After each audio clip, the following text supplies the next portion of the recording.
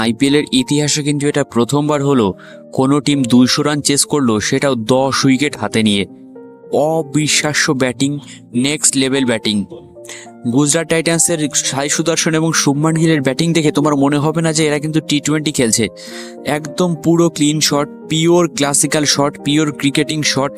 এবং প্রত্যেকটা ব্যাটসম্যান যে প্রত্যেকটা ম্যাচে, দুটো ব্যাটসম্যান যে প্রত্যেকটা ম্যাচে যে কনসিস্টেন্সি মেনটেন করেছে এই দুজন, তাতে কিন্তু এটা বলাই চলে যে আইপিএল 2025-এর সব থেকে সেরা ওপেনিং জুটি কিন্তু সাই সুদর্শন এবং শুভমান গিল, অর্থাৎ গুজরাট টাইটান্সের।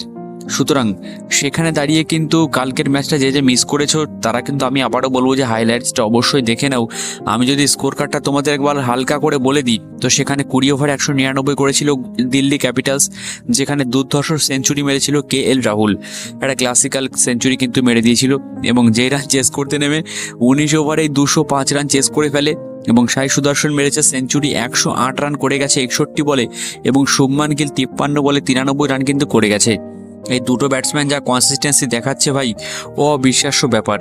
আর ইতিমধ্যেই কিন্তু আইপিএলের তিনটে টিম কোয়ালিফাই করে গেছে প্লে অফের জন্য।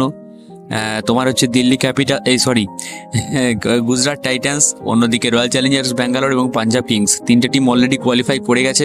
এবং 4 নম্বর স্পটের জন্য লড়াই হবে বলতে গেলে মুম্বাই দিল্লির জন্য, মুম্বাই এবং দিল্লির মধ্যে স্পেশালি, এবং হালকা করে লখনৌয়ের মধ্যেও কিন্তু লড়াই হবে।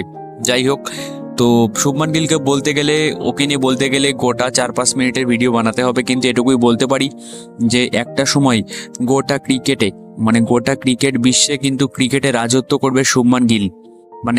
এখন কিং কোহলির যেরকম নামডাক বিশ্ব ক্রিকেটে, কোহলি যেমন নিজেই ক্রিকেট, তেমন একটা সময় কিন্তু আসবে পৃথিবীতে যে সময় ক্রিকেট শুধু একটা নামই শোনাবে, সেটা হচ্ছে শুভমান গিল। তো শুভমান গিল হচ্ছে এই কোয়ালিটি প্লেয়ার। আর সাই সুদর্শন টিম ইন্ডিয়ার নতুন স্টার, যে কিনা 3টে ফরম্যাটেই কিন্তু খেলতে পারে। তো এটুকুই ছিল গতকালকের ম্যাচের আপডেট। ভিডিওটা কেমন লাগলো অবশ্যই কিন্তু কমেন্টে জানিও।